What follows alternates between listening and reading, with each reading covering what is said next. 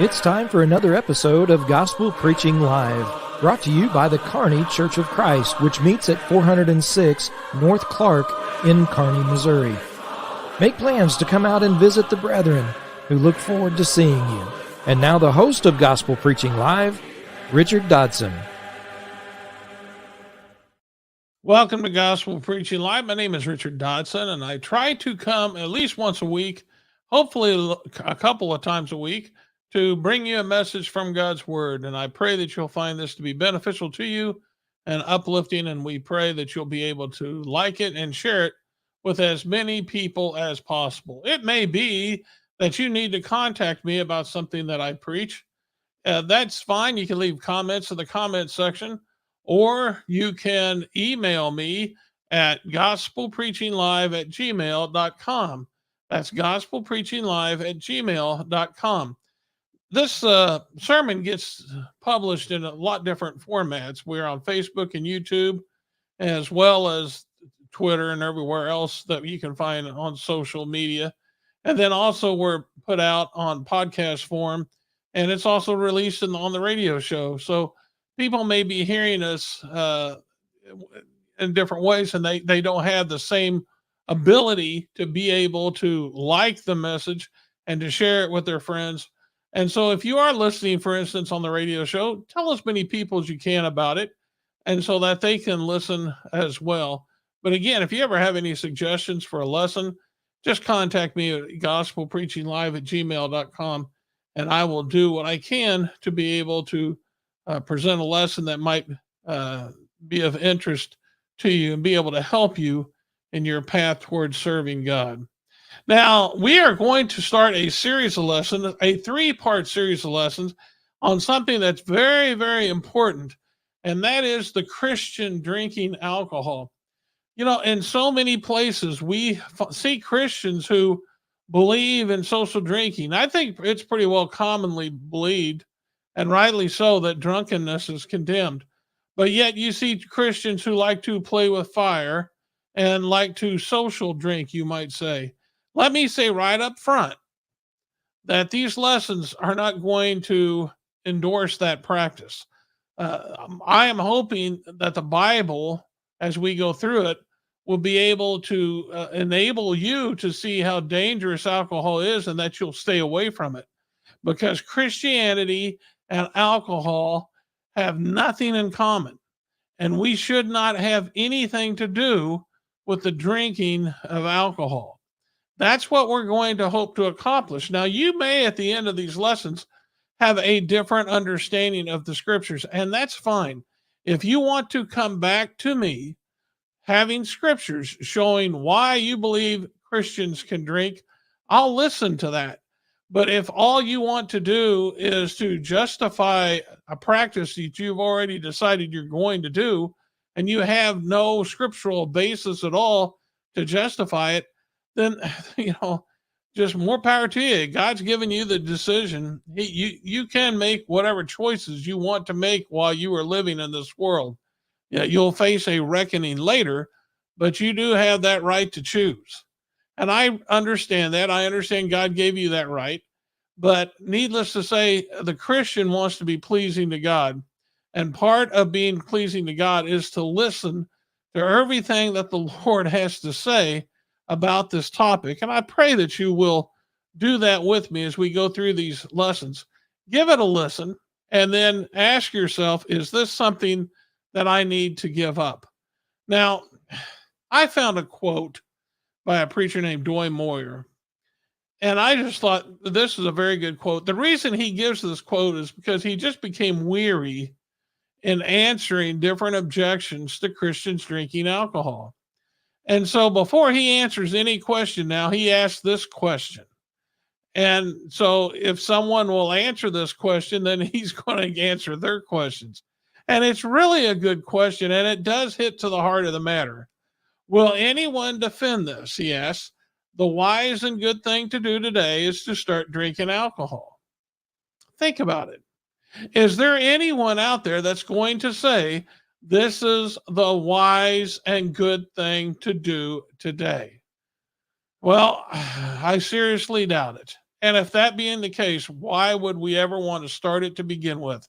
There are so many people, and I've talked to these people who are trying to get help. They're in Alcoholics Anonymous, and they always say the same thing. If I had never taken that first drink, it's always that first drink that gets them.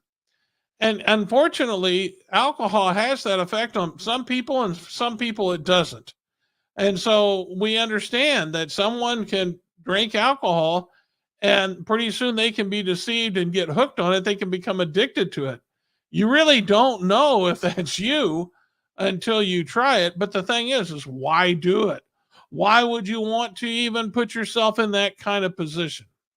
Well, we're going to go ahead and see what the scripture says about this, because I think when we get through with these lessons, we're going to find that the scriptures do not condone this most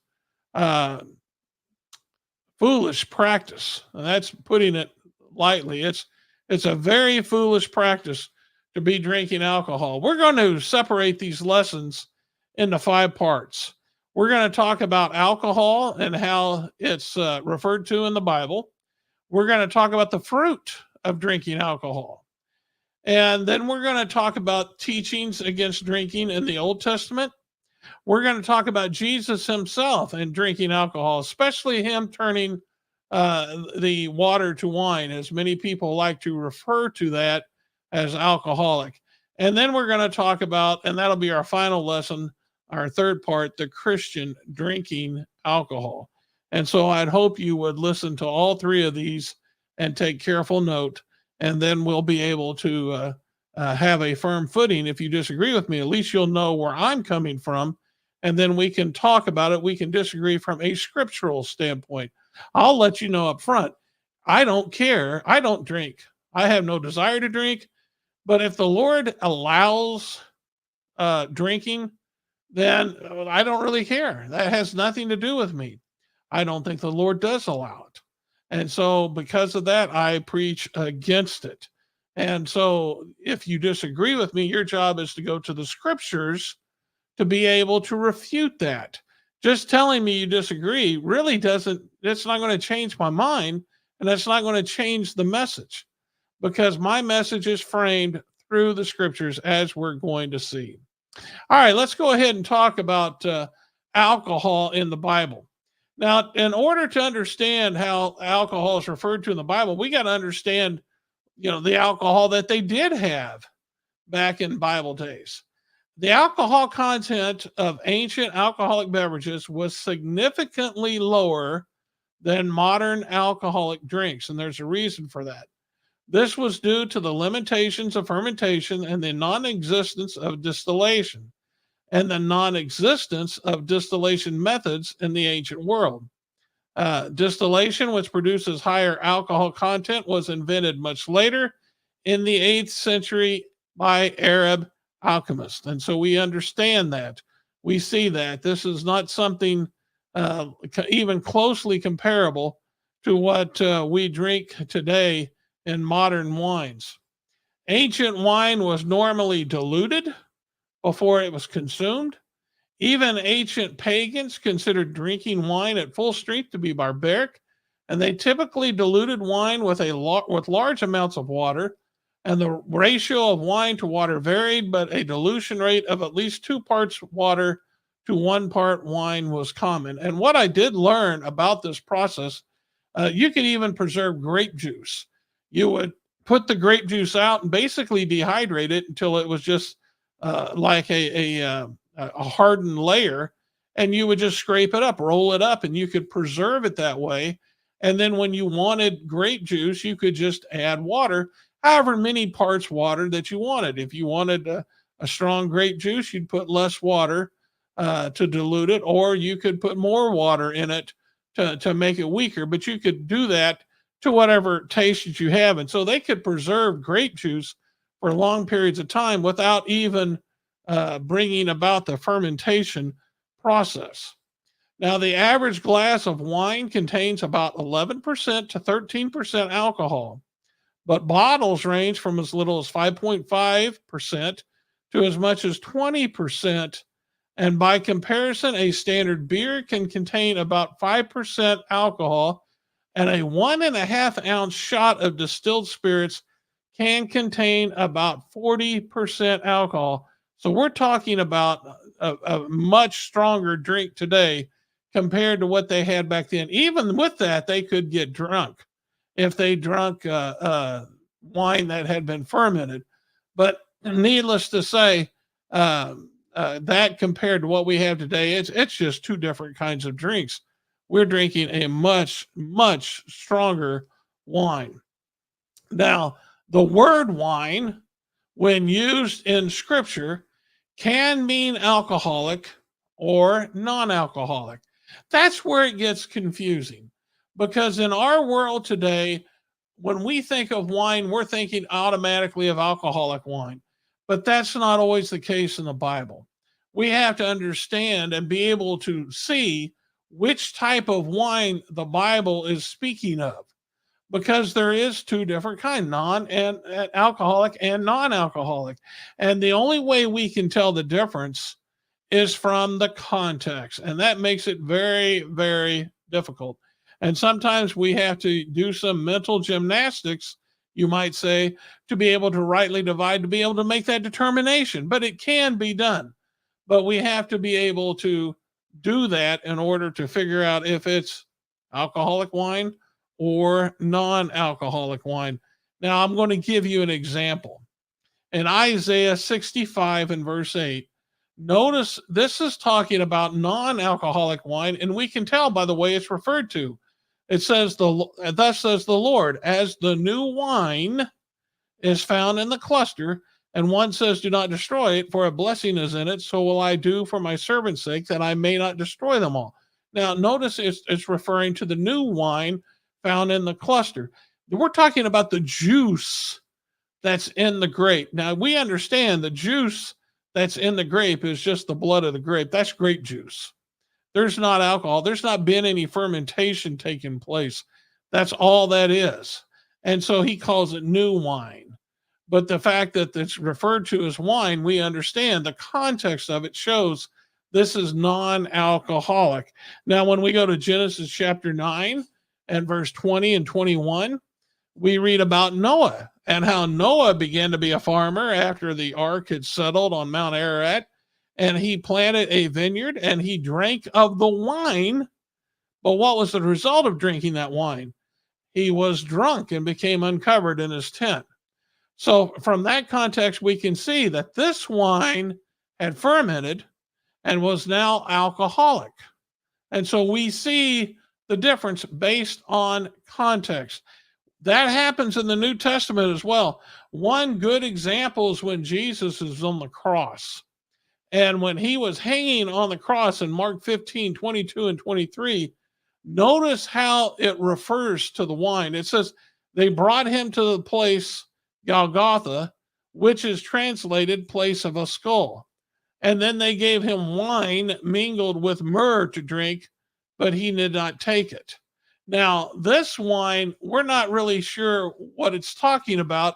We just know it was mixed with myrrh. And what we do know is this was a concoction of which would cause the senses to be deadened a little bit so that he could withstand the pain a little bit easier. And of course, he would not take it. This was his hour. This is the time he was battling Satan at its most serious point. And he did not want to take leave of his facilities. He wanted to make sure that he was of sound mind. But notice it says they gave him wine mingled with myrrh. Now, if we go to a like passage in the gospel that's talking about the same thing in Matthew 27 and verse 33 through 34, it said they gave him vinegar to drink mingled with gall. So which is it? Is it wine or is it vinegar? Well, I think based on what I can tell, this is more of a strong wine and like a vinegar wine that's alcoholic, but they mingled it with gall. I can't be sure about that, but it was common for a strong drink to be given to the Roman soldiers, and it appears that's what it was. But notice it wasn't wine per se. It was vinegar mixed with gall. Anyway, this drink was not going to have a good effect on his brain, and he wasn't going to have anything to do with it. My whole point in showing this is that in one passage it refers to as wine, in another passage it refers to as vinegar, and you're going to have to go through this to find out in context what type of wine that the Bible is speaking of. And so we understand that when we're going to the scriptures, it's important to be able to look at the context and to figure out, is it talking about non-alcoholic or alcoholic wine, or is it talking about vinegar, or what is it talking about? And hopefully by context we can tell. Now let's talk about the fruit of drinking alcohol. You know, when we're talking about the fruit of something, Jesus had much to say about that, because we know things by their fruit. And I'm going to give you a passage that displays that. But first of all, I want you to notice this chart that I have, and it's taken from alcoholrehabguide.org. And I want you to notice what their statistics show. 40% of all homicides are alcohol related. 40% of all child abuse cases are alcohol related. 27% of aggravated assaults, 15% of robberies, and 37% of sexual assaults are alcohol related. Now, you would think then, theoretically, that if we just got rid of the alcohol, that all these crimes would drop by that percentage. I don't know if they would fall like that or not, but obviously it would take a big part of it away. And so we can't help but look at the fruit of something to see if it's any good or not. Now, obviously, drinking alcohol, it helps these things take place. You can say sometimes you could say it's the cause of it. You could say it enables it. Needless to say, you can't take away the equation of it, that there's not good fruit coming from drinking alcohol. Now, back in the passage I was talking about, Matthew 7:15-20, Jesus said, "Beware of false prophets who come to you in sheep's clothing, but inwardly they are ravenous wolves. You will know them by their fruits." Well, alcohol would be like that. Do men gather grapes or thorn bushes or figs from thistles? Even so, every good tree bears good fruit, and a bad tree bears bad fruit. A good tree cannot bear bad fruit, nor can a bad tree bear good fruit. Every tree that does not bear good fruit is cut down and thrown into the fire. Therefore, by their fruits you will know them. Well, then, if we look at the fruits of alcohol, how are we supposed to know it? What are we supposed to recognize about it? It's bad. It doesn't have good fruit. And so Jesus himself is saying you'll know them by their fruit. 40% of homicides are alcohol related. I hope you let that sink in. The fruit of drinking alcohol is not a testament to someone wanting to drink alcohol. It's actually a very bad thing. And now I want to talk about teachings against drinking in the Old Testament, because this is important as well. In the Old Testament, and we're not even going to begin to touch all the passages that condemn drinking. We are going to look at a few of them because it does speak of such. And so I want you to look at Proverbs chapter 23 and look at 29-35. Who has woe? Who has sorrow? Who has contentions? Who has complaints? Who has wounds without cause? Who has redness of eyes? Those who linger long at the wine. And then he says this, those who go in search of mixed wine, not the drinkers, the people who are looking to drink.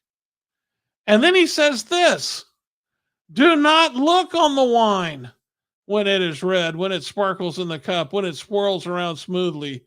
At the last, it bites like a serpent and stings like a viper, and your eyes will see strange things, and your heart will utter perverse things. Yes, you will be like one who lies down in the midst of the sea, are like one who lies at the top of the mast, saying, they have struck me, but I was not hurt. They have beaten me, and I did not feel it. When shall I awake that I may seek another drink? Boy, I tell you what, this is exactly what describes someone who has lost control of alcohol.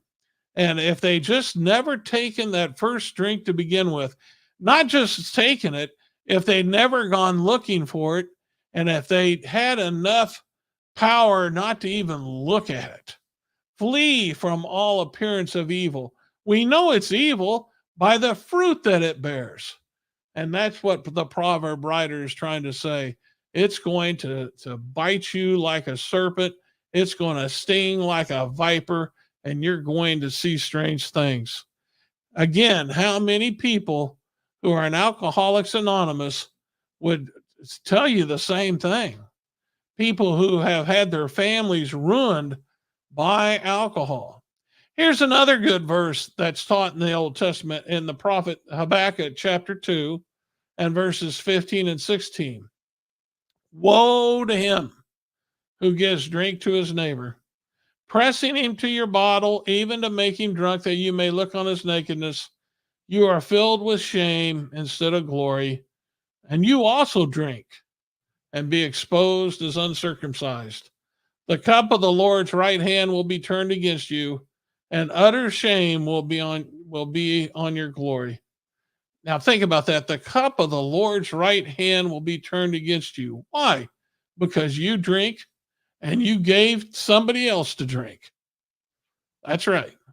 The cup of the Lord's right hand will be turned against you. And that's the woe. He says, woe to him who does this. Isn't that awful to think that shame will come upon you? These are the passages that we find about drinking in the Old Testament. And these are powerful passages. And I hope you will take them to heart, because they are very important that we pay heed to these verses. Here's another good passage in Proverbs chapter 31 and verse 4 and 5. And I hope you do pay attention to these, because in our future lessons, we're going to bring these passages back up, especially when we get to the last part about the Christian and drinking alcohol. That'll be our third lesson. But in Proverbs 31, 4 and 5, he says, it's not for kings, O Lemuel, it's not for kings to drink wine, nor for princes intoxicating drink, lest they drink and forget the law and pervert the justice of all the afflicted. You know, we're going to make reference to Jesus in this. We're going to use that last passage in Habakkuk with Jesus turning the water to wine, giving his friends drink. And then we're going to use this because Jesus was a king. He constantly talked about his kingdom. He said, my kingdom's not of this world. I mean, he was a king. And right here we have written in his own words, this is the words of God, it's not for kings to drink wine. So anybody who tries to tell me that Jesus drank wine, they're a fool. He says it right here. These are his words. It was written by God's mind. It is not for kings to drink wine.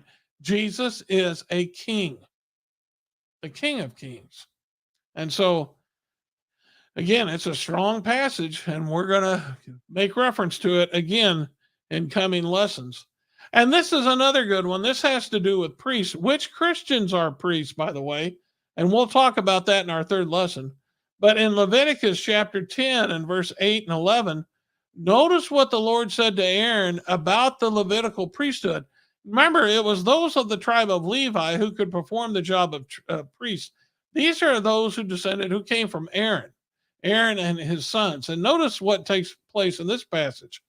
Then the Lord spoke to Aaron, saying, do not drink wine or intoxicating drink, you nor your sons with you, when you go into the tabernacle of meeting, lest you die. It shall be a statute forever throughout your generations, that you may distinguish, notice the reason, that you may distinguish between holy and unholy, and between unclean and clean, and that you may teach the children of Israel all the statutes which the Lord has spoken to them by the hand of Moses. We're going to talk about that.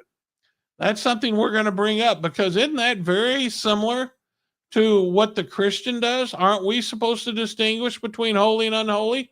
Aren't we supposed to be able to tell what's clean and unclean? Aren't we supposed to be teaching the gospel? Absolutely. And so, if this is what the job was for the priest, then what about the royal priesthood? That's Christians. I mean, if that's what was expected of the priest under the law of Moses, what is expected of Christians? Again, that's something that we need to consider.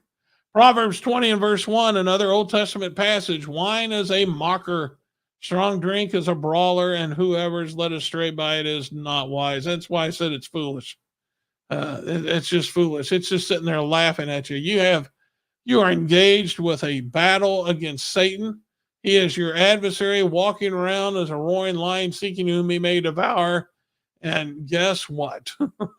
If you're out there drinking, you got his attention. Absolutely. You got his attention, because he can see a situation where he might be able to take advantage of it. And he has, throughout history, been able to do just that. Isaiah 5 and verse 11 says, woe to those who rise early in the morning, that they may follow intoxicating drink, who continue until night, until wine inflames them. Woe to those. And that's their intention, that they may follow intoxicating drink. We already talked about that, going after intoxicating drink. And here we find another passage even talking about that. And so, when we're talking about our first lesson, we were talking about alcohol in the Bible, the fruit of drinking alcohol, and the teachings against drinking in the Old Testament. These three things we had discussed. In our next lesson, we're going to talk about Jesus and drinking alcohol, and then we're going to try to bring it all together in our last lesson, the Christian and drinking alcohol.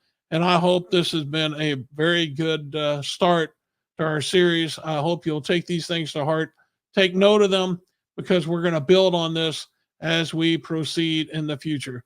One more time, I want to remind you what Doy Moyer said. Will anyone defend this? The wise and good thing to do today is to start drinking alcohol. That's a really good quote.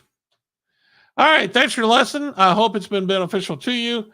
Again, if you have any questions or comments that you want to share with me, if you're watching on Facebook and YouTube, feel free to do that and leave them in the comment section. Email me at gospelpreachinglive@gmail.com, and I'd be more than glad to respond. If you're ever in the Kearney, Missouri area, we would love to meet with you. Come and study the Bible with us. We have a Bible study every Sunday morning at 9:30, and then you can stick around for our worship service that starts at 10:30. We'd love to see you and meet you. We are at 406 North Clark. You can go to kearneychurch.com and learn everything you need to know about the church in Kearney. If you like this lesson and you want to hear more like them, tune to KPGZ 102.7 FM every Sunday morning at 8 a.m. Central Time, and you'll hear a lesson just like that. In fact, in the future, you may hear this lesson on KPGZ. If you can't pick up the radio signal, that's no problem. They stream their signal on their website, or you can download their app. That's what I have on my phone. I just downloaded their app, and I can stream it right through on my phone. That's a good way to be able to listen to those lessons. Now, we do publish these in podcast form. We're on Spotify, Apple Podcasts, and also Amazon Music. If there is a format that you use that you can't find us on, let me know, and we'll try to get on there real soon. Now, I do want to plug Berean Spirits. That's another show I'm a part of every Thursday morning at 10 a.m. Central Time. You can go to kearneychurch.com and press on the Berean Spirits, and you can study with us by making comments in the comments section. We have a different topic we study each week. There's me and two other preachers, and we get together and we record this study. And like I said, we invite you to take part live, or you can catch up we leave them up so you can watch them on YouTube, past episodes. And we do publish these on podcast form as well. So you can just be watching for them. They're out there as well, and give it a listen. Okay, the next time I come to you, I will be coming to you with the Christian and Alcohol Part 2, and I hope you'll be looking forward to that. Until next time, remember, this is the day the Lord has made. Let's rejoice in it and be glad. This has been Gospel Preaching Live. Join us each week as truth is taught, faith is examined, and beliefs are challenged. Be sure and hit the like button so you can be notified of future episodes. And to watch past episodes, go to our website, kearneychurch.com. This has been a work of the Kearney Church of Christ.